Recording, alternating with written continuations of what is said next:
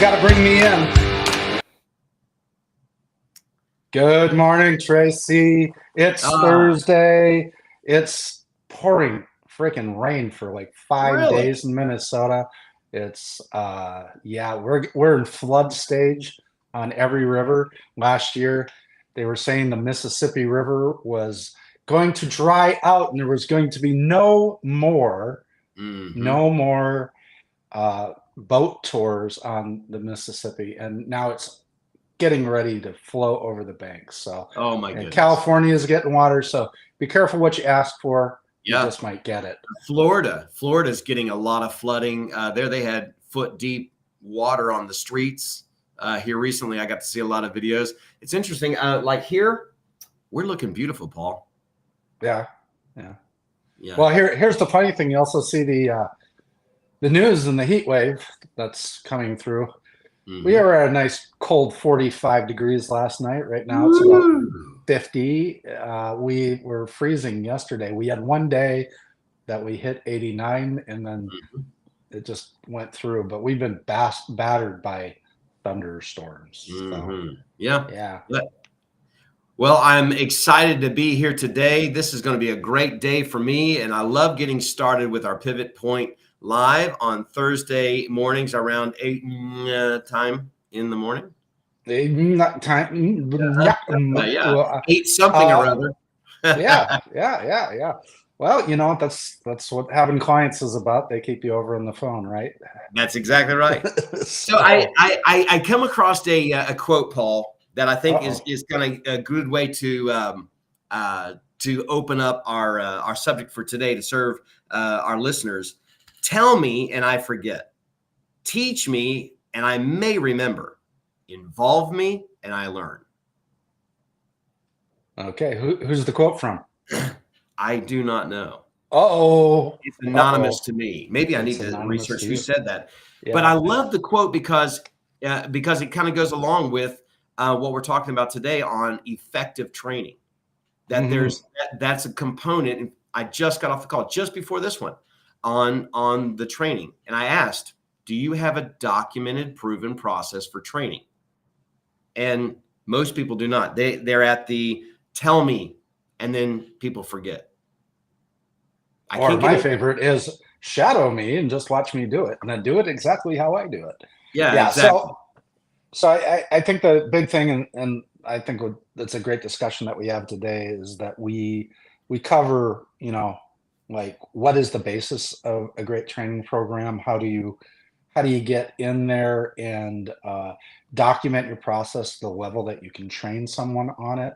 We should probably talk about that a little bit. We should also talk about, how to keep that going. Because you train once. Yeah. And the average human being, keeps about 3% of any particular training, especially if it's long. So we should probably cover how to, reinforce that training afterwards, because in any business or anything, training is a lifetime event. You never stop educating, you never stop training, and you also should never stop looking at your process to see if you can improve it. And then you have to train on the improvements that you put in place. What do you think? Yeah, I love it. And I think one thing that's popping for me is one of the biggest benefits of a repeatable, documented, reinforced, I loved how you put that key in there, training process, is that of efficiency. Yes. I mean, I've asked people, if I join today, how long until I'm independent? How long until well, that depends. What does it depend upon? Well, it depends upon the person. But if you have that, if you have a documented, proven process, then you can say, hey, it's, that if it takes longer than 2 weeks, 10 shifts to train me, then maybe it was a hiring mistake.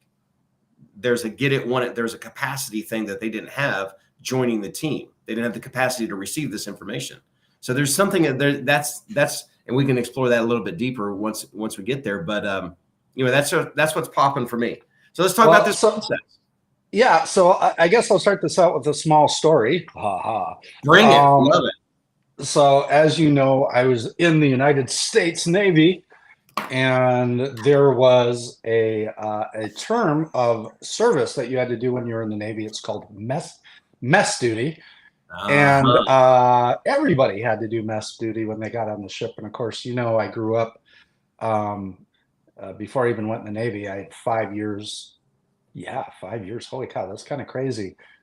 That I had 5 years in the short or as a short order cook in the restaurant industry. So Hmm. and because I had that background, I kind of got spoiled. Most people go to mess duty and they get stuck, serving all the enlisted. I got the chief's mess, which was probably the easiest job in the Navy because I Hmm. only had to work for lunch and for dinner, and I cooked for 14 chiefs on my ship directly. And by the way, the quality of food that I got for the Chiefs Yes. mess versus the regular mess Uh-huh. was absolutely amazing. So I was cooking lobster and crab up there while they were, serving shit on a shingle. Uh-huh. So anyway, the point being is the first day I was there, we had training. Even though I was an accomplished cook, we had training, and Hmm. there was a menu that I was trained on in the Chiefs mess. Now that's great, and I'm sure hopefully every restaurant does that. But how many times have you brought a new cook into a restaurant and trained them in a day? Right. Okay, so Yeah. the Rare. second stage was the killer stage because at every station in my kitchen there was a manual that was taped to the wall. This is a very Navy thing to do, right? So every recipe that I was allowed to cook in the Chief's mess had the recipe stapled to the hood overhang. There was a manual on the fridge for PMS or preventative maintenance system so that you clean the fridge properly Uh-huh. once a week. There was a manual on the grease fryer of exactly how to clean the grease fryer, what temperature it should be set at for what food that's on the particular menu that you're cooking. So at any time, if I had a question about what I'm doing, I didn't have to run down the, you know, the lieutenant that ran all of the food on the ship. Mhm. I could just turn the manual to the page that I had the question on, and oh, by God, there Yeah. was the answer.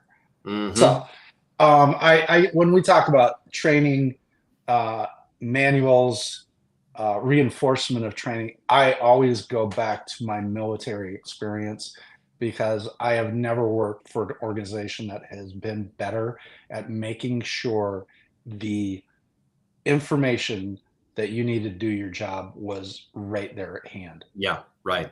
And Paul, when I was thinking about that from my time in, I was in a steak restaurant in Cincinnati, Ohio, just outside of that, on the other side of Cincinnati in Kentucky. There were three stores, and I was in charge of 19 years old, being the night shift supervisor, and we only had the PM shift.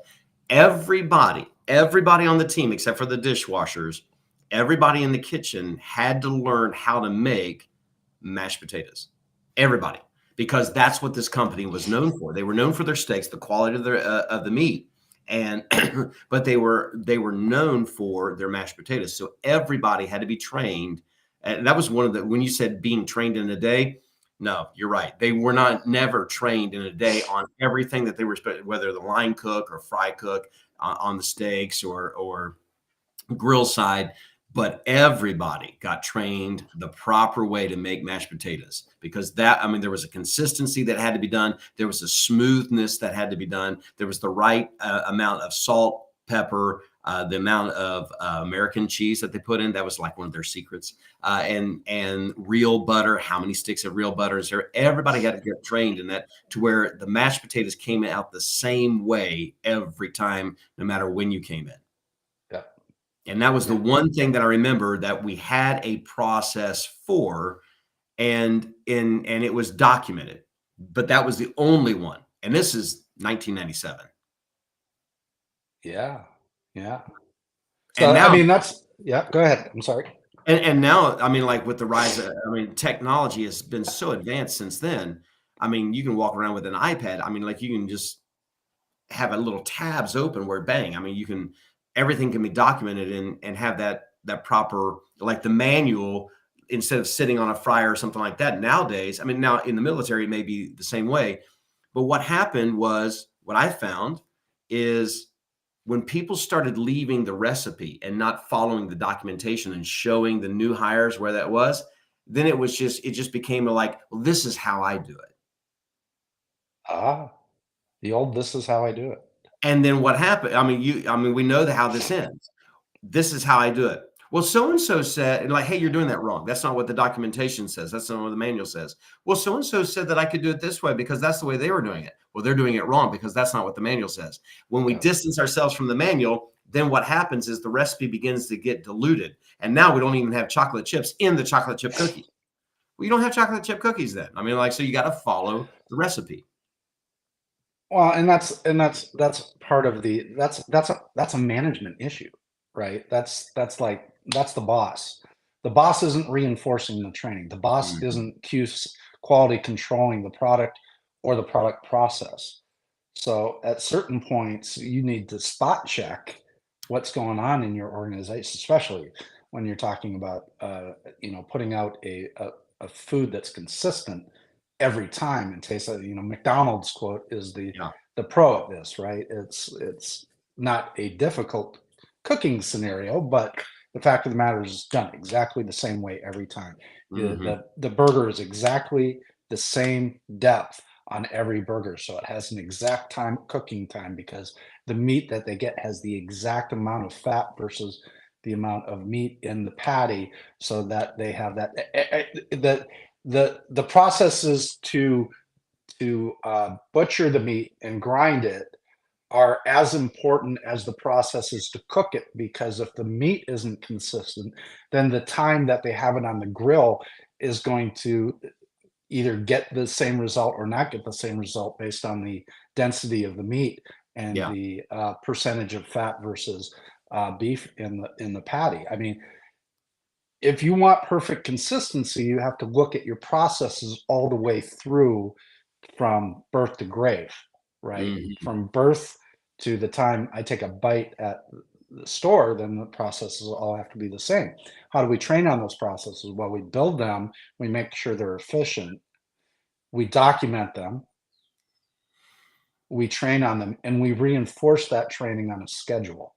Mm. That's the key, reinforcing the training on a schedule. We Mm. have to realize that people sway. Yep. They're only thinking about what's in front of them. The mind can only manage so much. And if you're not reinforcing these principles all the way through, reinforcing the training on new pieces in the process, how they tie into the old pieces in the process, all of that, and keep reinforcing that training all the way through, then you're providing opportunity for gaps in your process. Yeah. And it takes a um, certain type of leader to be able to reinforce that training.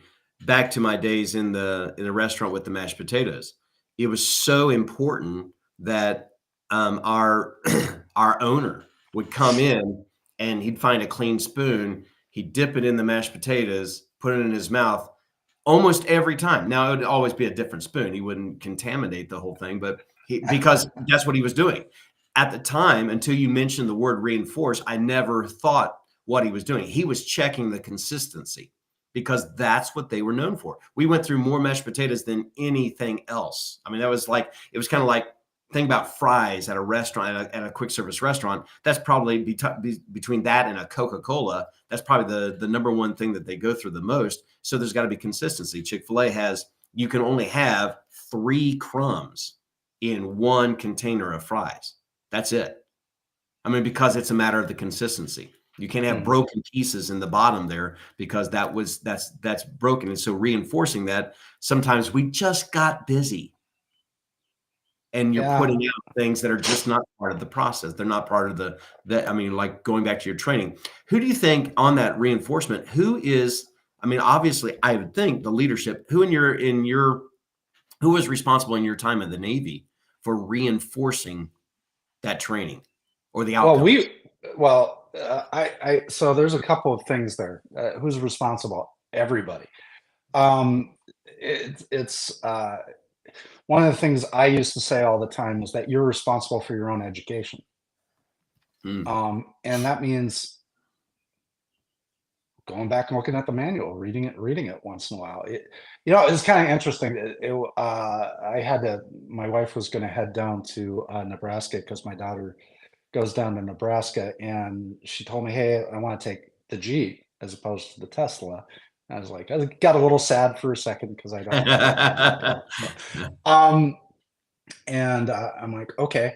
First thing I did was I was like, oh, I got to rotate the tires on the Jeep. I got to make sure they're balanced. I want to make sure my wife has a nice, safe trip. So yesterday morning, I like hopped out of bed. I'm like, I got to get down to the tire shop and get the stuff done.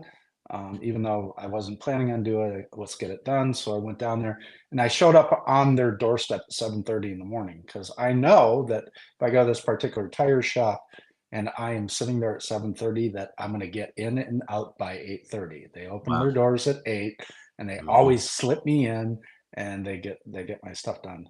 And the other thing I like about them is that they don't charge for the rotation and balance, which is nice. But Yeah. point being is that I showed up at that time and they were having their team meeting in the morning, and I got to sit and listen to their team meeting. And there we go.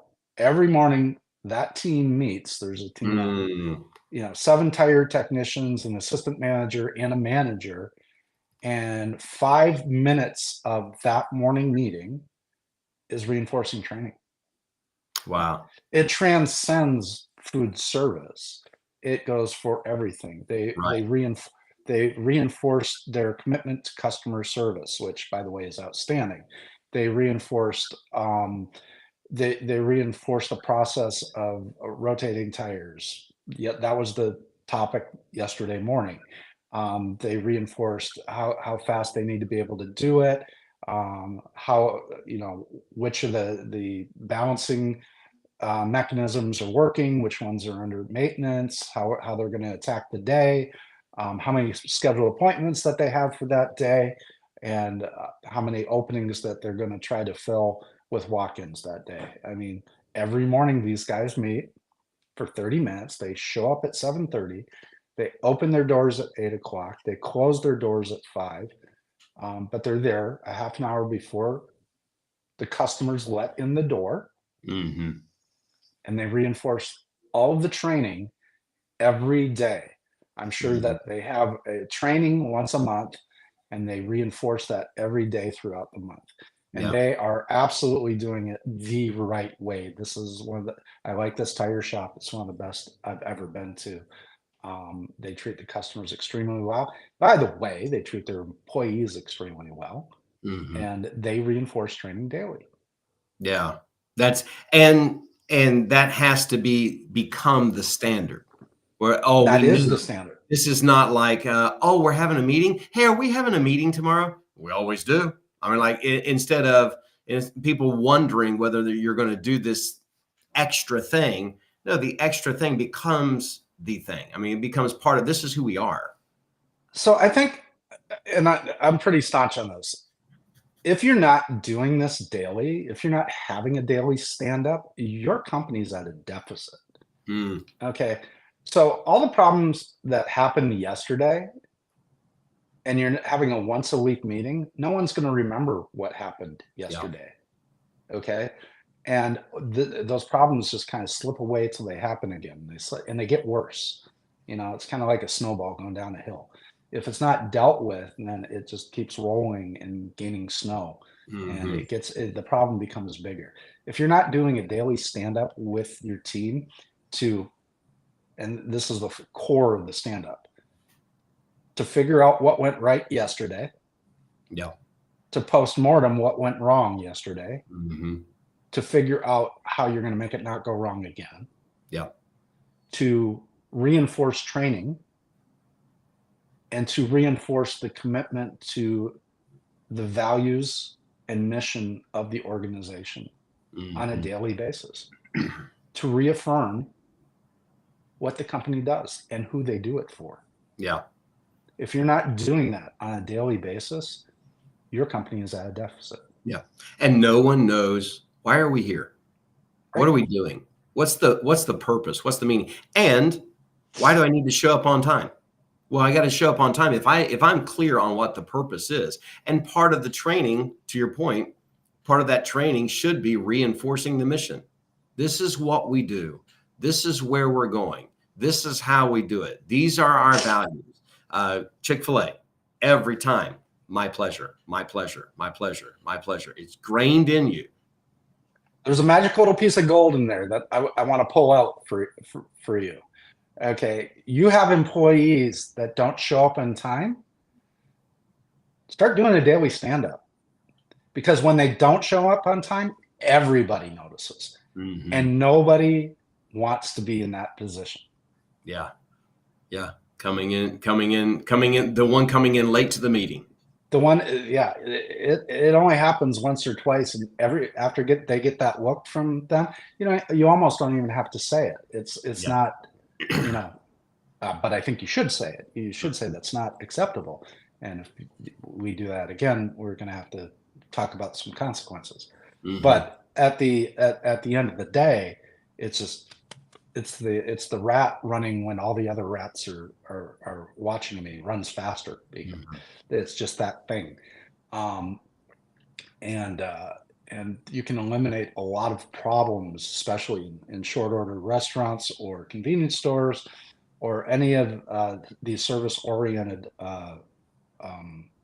companies. Yeah. Having a daily stand-up will instantly drop down your no-show rate. Mm-hmm. Yeah. Or your late show rate. Yep. Your late show rate. Yeah. I've seen it at Lowe's. I've seen it at Home Depot. I've seen it at Sam's Club. We don't have a Costco near us, so I haven't seen it there, but I would imagine that they do it. That may be an assumption on my part. What about on the documentation side? So I'd love to explore that documentation side, because the company that I was working with earlier today, they know it. Yeah. And like you said, the shadowing of the training and stuff like that, but it's not documented. It's proven up here. I know what to do. And like the owner could train, 4 people all at one time to do it. It's just not documented. There seems to be a breakdown in just getting it documented. I think we just give them the hack. There's a hack here. Okay. Let's do it. You need to document your processes. It's that simple. You have to do it so you can provide training on it. And in today's world, small business can be as well documented as, like the biggest Fortune 500 corporations. Yep. You can do it in a day, where it used to be this pain in the butt thing. So I'm going to give you the hack to do this, because this is really, really, really easy. So you take your phone, right? And you turn on record. And as you're doing stuff, you talk about what you're doing. And you take that recording and you go online and you transcribe that recording. Then you go to ChatGPT or your favorite AI, whatever it may be. Right. And the prompt is this easy. Mm-hmm. Please turn this text into a documented process. Paste. Yep. A documented process for X. Paste. Yep. And hit enter. Now, if you want to do some really fun stuff, validate the output. Make sure every piece of your process is in order in that output, and you break everything down into a process. And then you go to another program that will put an AI trainer on, and you upload that process and say, create me a training video. Yeah. Mm-hmm. That's Boom. The hack. Yeah. There's the hack. You can document any particular process in about an hour doing that, as long as you have the data, or you can get it out of your head and into the phone, and then you can run it through AI. And by the end of the day, so in about a week, maybe 2 weeks max, without hardly any effort, you could probably fully document any small business. Yeah. And so as the message to, if you are a startup. One last thing. Once you get all that documentation put together, now you can use Chat GPT to create a training program around your documentation. So in about a month, you could look like your McDonald's. You've got training documentation, you've got processes that are documented.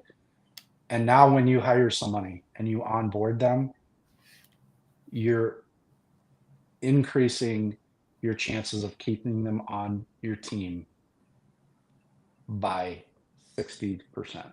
Yeah. And I'd love to go deeper on that, like increasing the chance of keeping them on their team.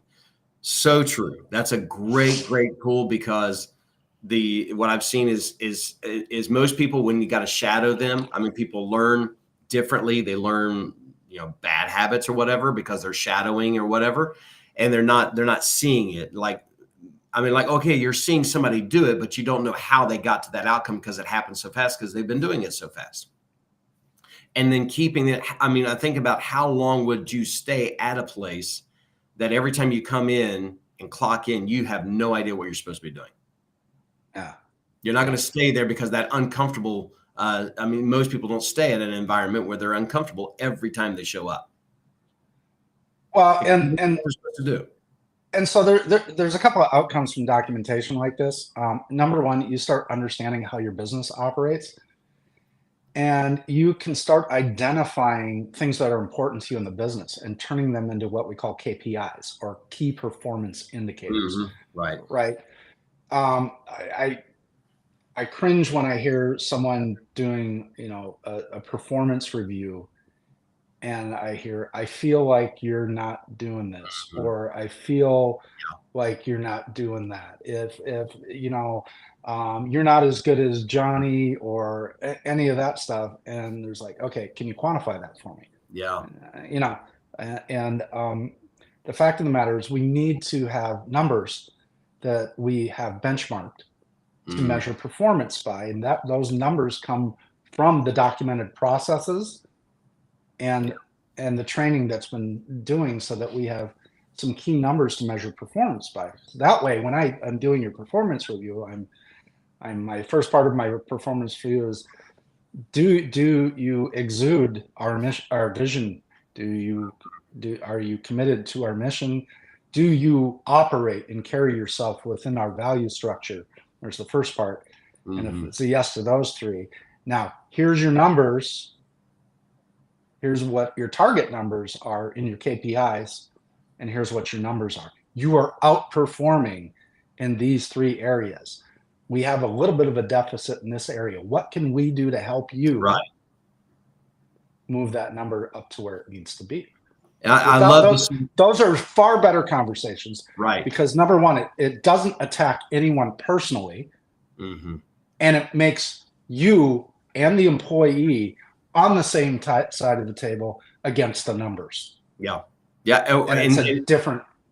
I think that's a great thought, especially since one of our viewers had mentioned when we're talking about these things, the boss cursing at their employee because the boss has not trained them effectively.